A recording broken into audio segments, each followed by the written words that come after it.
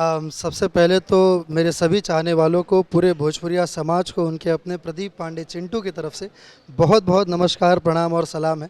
और thank you so much जो आपने तारीफ़ की।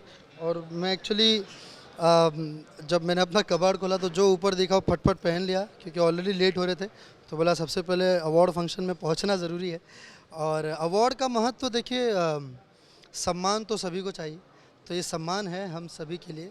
और चूँकि ये 19वां साल है भोजपुरी फिल्म अवार्ड्स का, तो ये अपने आप में इतना बड़ा खास है कि आज ये इतना भव्य, इतना अद्भुत हो चुका है कि दर्शकों के साथ साथ ये हमारे भोजपुरी इंडस्ट्री के हर व्यक्ति को इस पल का इंतज़ार रहता है कि कब भोजपुरी फिल्म अवार्ड्स हो और कब हम सभी लोग उसमें शामिल हों। और मेन जो बात है, मैं आपको बताऊं कि अवार्ड्स तो ऑब्वियसली अपने आप में सबसे सर्वोच्च जगह रखता ही है, लेकिन उसके अलावा अगर मैं बात करूं तो ये एक बहुत खूबसूरत सा एक बहाना होता है कि सारे हमारे सिनेमा के लोग इकट्ठा हो, एक जगह पर हो, एक साथ मिले, एक दूसरे से जब गले मिलते हैं तो अच्छा लगता है कि जब हमारा परिवार एक साथ होता है। वरना वरना कभी कभी मौका ऐसा मिल पाता है। हाँ, मैं वही कहना चाह रहा था कि जब सिनेमा में, चूँकि हर कोई अपने कार्य में व्यस्त है, मैं सिर्फ एक्टरों की बात नहीं करूँगा, हर व्यक्ति की, चाहे वो आप ही क्यों ना हो, चाहे वो हमारे जितने भी टेक्नीशियंस हैं, हमारे कप्तान, डायरेक्टर्स, तो जितने भी लोग होते हैं सभी अपने अपने में व्यस्त होते हैं। तो आज ये ऐसा मौका होता है कि जहाँ पर लोग आकर लोग मिल पाते हैं एक दूसरे से, तो ये बहुत बड़ी खुशी की बात होती है। मुझे बहुत अच्छा लगता है। अब मुझे आइडिया तो है नहीं, बट मुझे अभी तक बहुत ज़्यादा आइडिया सच में नहीं है। मैं भी जस्ट आया हूँ और अभी अंदर जाके मुझे पता चलेगा। मुझे लगता है कि विवाह 3, अगर पिछले साल की बात करूं तो विवाह 3, क्योंकि विवाह 3 एक बहुत खूबसूरत फिल्म रही। हम सभी ने बहुत कुछ सीखा उस फिल्म से, और बहुत मज़ेदार, पूर्ण रूप से पारिवारिक और परफॉर्मेंस बेस था। तो उस बेस पर हम अवार्ड फंक्शन में अगर जाते तो परफॉर्मेंस बेस की अगर बात, तो बस वो बाकी अवार्ड्स देखिए, वो मिलना नहीं मिलना वो अपनी जगह है। वो बहुत ज़्यादा मेरे लिए अगर मैं बताऊं तो मैं इतने पिछले 5-6 सालों से बेस्ट एक्टर के लगातार अवार्ड्स दे रहा हूं, लगभग ज़्यादातर जगह।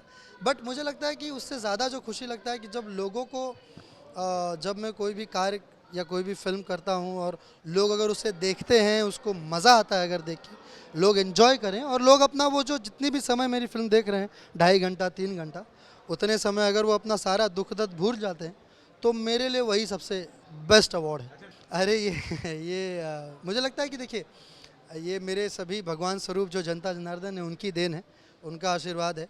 और बात नॉन सिंगर या सिंगर की नहीं, जो भी कला, जो भी किसी के भी व्यक्ति के अंदर अगर जिस भी कला को लोग प्रोत्साहन करेंगे, लोग पसंद करेंगे, मेन जो बात है कि आप लोगों के दिलों में छाएं, लोग आपको पसंद करें, प्यार करें, वो महत्व रखता है। चाहे वो किसी भी कला के माध्यम से हो, चाहे वो सिंगिंग के माध्यम से हो। और अगर हम फिल्मों की बात करें तो फिल्मों में तो सारा कुछ पूरा थाली आता है। उसमें अभिनय हो, गायकी हो, सब कुछ उसमें देखा जाता है, परखा जाता है। तो जब लोगों ने जो प्यार दिया है, मुझे भी उम्मीद नहीं था भाई कि मुझे इतना प्यार मिलेगा और यहाँ तक मैं पहुँचूँगा।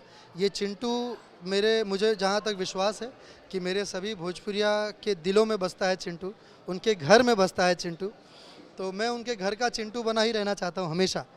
देखिए, ये सिर्फ भोजपुरी सिनेमा पे लागू नहीं है। ये मुझे लगता है कि ये तो हम चूँकि भोजपुरी सिनेमा की बातें करते हैं, इसलिए ये बातें हम लोग भोजपुरी के लिए ही बात करते हैं, वरना ये आज पूरे विश्व में ये बात है। आज के समय में थिएटर्स, चाहे वो बॉलीवुड हो, चाहे वो भोजपुरी सिनेमा हो, या चाहे साउथ इंडस्ट्री भी क्यों ना हो, प्रमोशन की। और देखिए, पुष्पा एक अलग एग्जाम्पल है, क्योंकि वो फिल्म बनी है 400-500 करोड़ की लागत में। मुझे लगता है कि हर फिल्म तो उतनी लागत की बनती नहीं। अरे, उसी तेलुगु इंडस्ट्री की बात करूं तो आज अगर 50 करोड़ 100 करोड़ की फिल्मों का भी वहाँ पे बहुत ज़्यादा वैल्यू नहीं है। वो फिल्में नहीं चल रही हैं, मतलब पानी नहीं मांग रही थिएटर्स में लोग नहीं आ रहे हैं। तो साल में हर जगह 3-4 फिल्में होती हैं जो चलती हैं, जो उस रेंज की आती है और लोगों को, हमारे दर्शकों को खींच पाती हैं अपनी तरफ। तो ये हर जगह है। अब उसका कई सारे कारण हैं, उसके बारे में हम लोग विस्तार से किसी दिन बात करेंगे। लेकिन मैं खाली यही कहना चाहूँगा कि हमारे दर्शक जो हैं बहुत होशियार हैं, और उन्हें पता है कि जब ऐसी कोई सिनेमा आएगा जिसको देखने के लिए हमें सिनेमा हॉल में जाना है या जाना पड़ेगा, तो मुझे लगता है निश्चित तौर पर लोग जाएंगे और देखेंगे। और इसी कड़ी में एक फिल्म हम बनाई है, नागिन 2, उसी को मद्देनज़र रखते हुए थिएटर्स को ही, और काफ़ी खर्चा किया गया इसीलिए कि ताकि अब लोग घर से निकल कर थिएटर्स में आएँ और नागिन का जो जलवा है उसमें हम सभी बड़े से बड़े धुरंधर कलाकार हैं, तो सबका जलवा उसमें देखने को मिले। वो तो पिताजी को ही पता होगा कि कौन सी क्वालिटी होनी चाहिए, मुझे कैसे पता होगा। और देख लड़की और एक मेन बात है कि मैं क्या आपको अच्छा लग रहा है कि मैं इकलौता the most eligible bachelor Bhojpuri cinema जगत का हूँ? हाँ, वो ठीक है। अभी तो मुझे ऐसा कुछ कंफर्मेशन नहीं है, ना मेरे घर में भी है। अभी देख रहे हैं मेरे माता पिता, जो माता पिता को जो पसंद आए, जो घर परिवार को संभाल ले।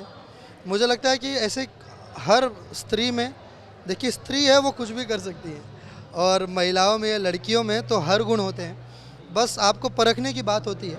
तो ऐसा मुझे लगता है कि कोई भी लड़की इस धरती की होगी जिसमें कोई भी गुण कम होगा, सारे गुण होते हैं। बस वो उस चीज़ को कौन कैसे निखार पाता है और कौन उस कॉम्पैटिबिलिटी के साथ, उस अंडरस्टैंडिंग के साथ कौन उसके साथ जीवन बिता पाता है, बस यही है। बस ईश्वर ने आज तक जो भी दिया है अच्छा ही दिया है, बेहतरीन ही दिया है, अद्भुत दिया है, उम्मीद से बहुत गुना ज़्यादा दिया है। तो आगे भी ईश्वर जो देंगे और मेरे भगवान स्वरूप जनता और मेरा भोजपुरी सिनेमा परिवार जो देंगे वो बेहतरीन ही देंगे। तो मैं बहुत ज़्यादा सोचता नहीं इस बारे में, मुझे लगता है कि जो मिलेगा, जो होगा अच्छा ही होगा।